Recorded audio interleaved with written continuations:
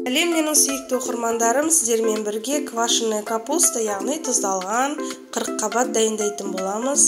Ол үшін 2,5 килограммдық, 3 килограммдық шамасында слава деген сорт капустаны аламыз.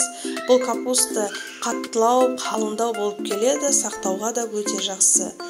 Негізі ютубта ашып қарасақ, капуста тұздаудың бірнеше жүздеген рецепттары бар.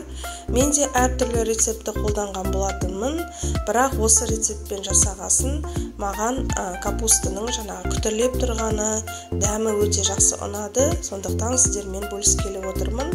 Капустаны осылай жіңішке етіп, соломка етіп турап аламыз. Бұның барлығын бір табаққа салып, қатты баспаймыз, сәл ғана сығып, қолыңызға сөліп бөлінгенше басасыздар. Содан кейін капустаны қойып, сәбізге кірісеміз. Сәбізді үккіштен өткізетін боламыз.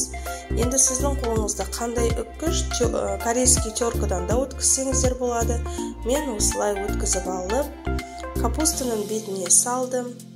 Содан кейін үстіне тұз салдым, түйіршік қара бұрыш салдым. 10 шақты түйіршік жетеді. Хош иісті қара бұрыш болса, соны да қоссаңыздар болады. Барлығын жақсылап араластырамыз. Бұл кезде кәдімгі сөл бөліне бастайды.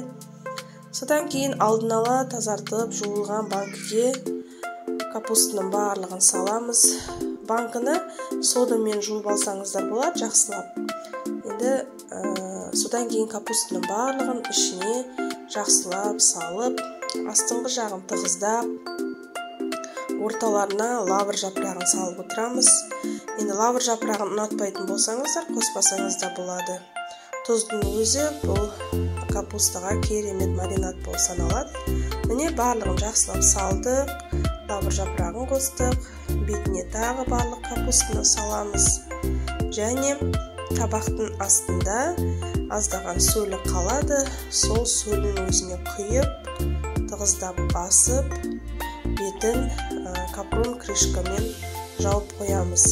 Негізі тұздалған 40 қабат өте керемет салаттардың бірі, әсіресе денсаулыққа пайдасы зор, асқазан ішек жолдарына өте жақсы әсер етеді.